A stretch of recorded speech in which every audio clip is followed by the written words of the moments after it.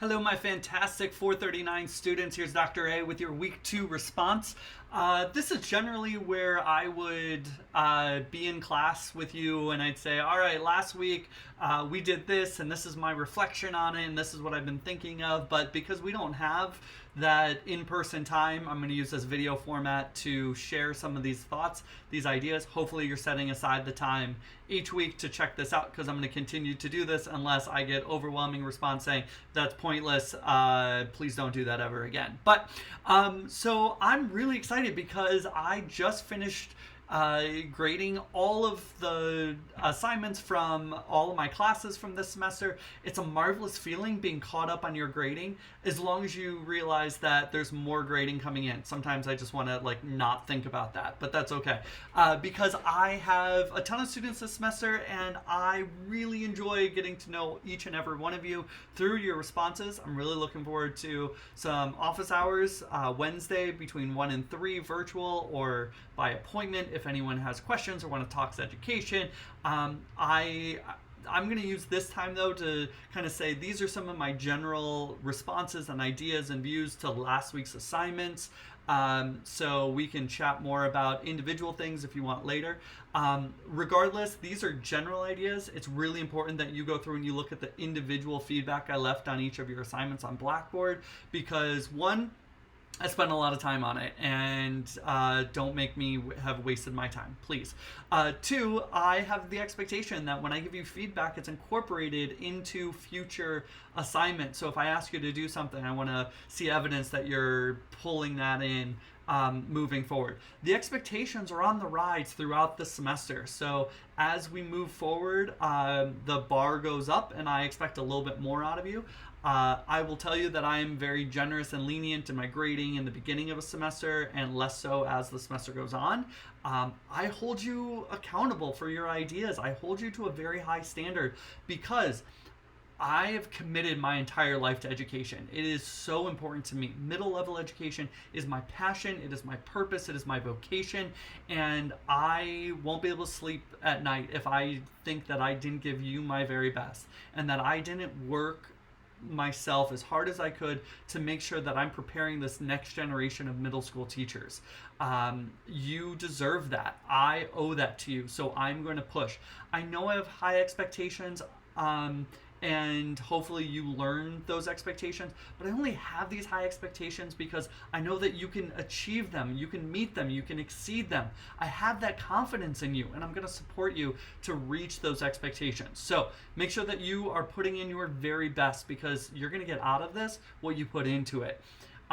Plus, there's this added component and a responsibility that I feel, because your future students deserve your very best. They deserve nothing less than your very best. And it's my responsibility to make sure you're ready for those students. This is my commitment. This is why I've spent my entire life working towards this moment of helping prepare this next generation of teachers. I take it very seriously, and I need you to take it seriously as well. So buckle up. Here we go.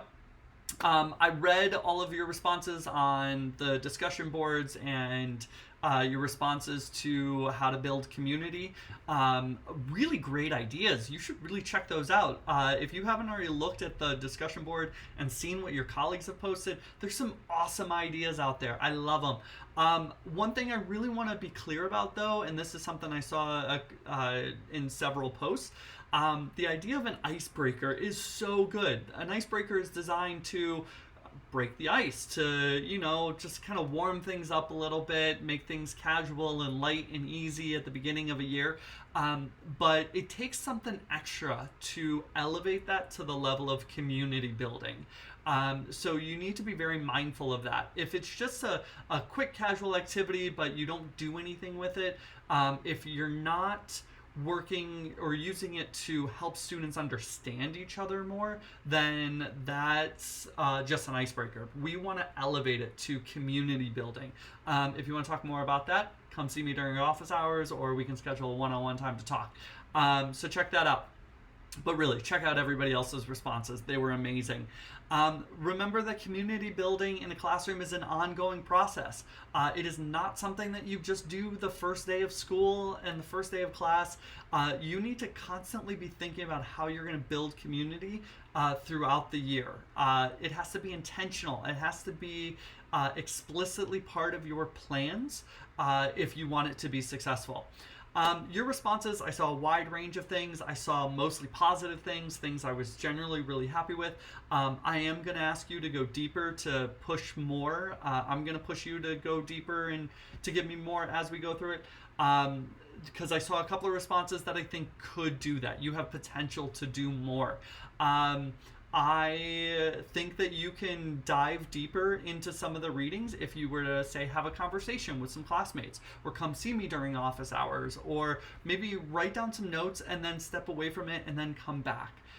The expectation this semester, it's a 3 credit hour class.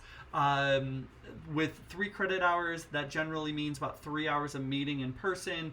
We have this practicum element, but there's also the expectation that you're going to do a lot of work outside of the class. Even if this was a traditional seated class, I would expect for a 3 credit hour class, you're doing about 6 hours of work outside of class for every 3 hours you're in class.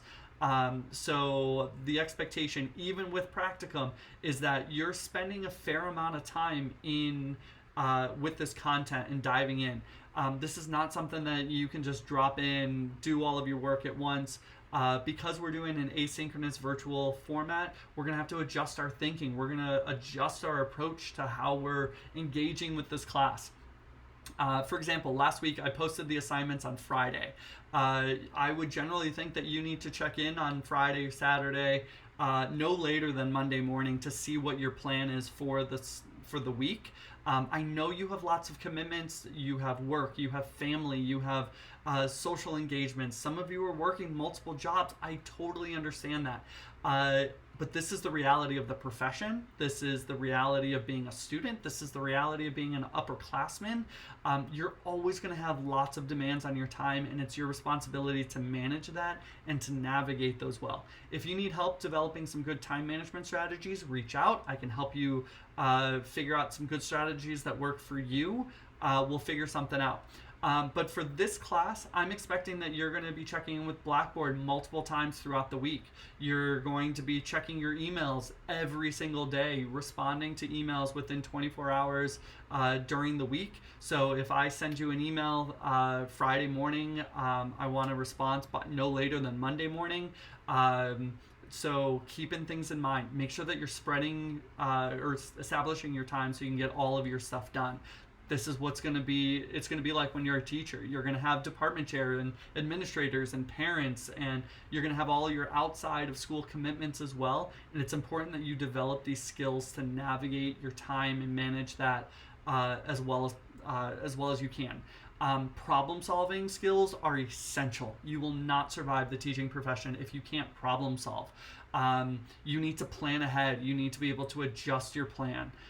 You're going to come up with lesson plans and they're going to fall apart, or you're going to have a fire drill or an assembly, or half your kids are out with a flu. You're going to have to adjust. Make sure that you're problem solving, making sure that you're trying to figure out how you're going to get things done that you need to get done. That was a lot. All right, back to the content.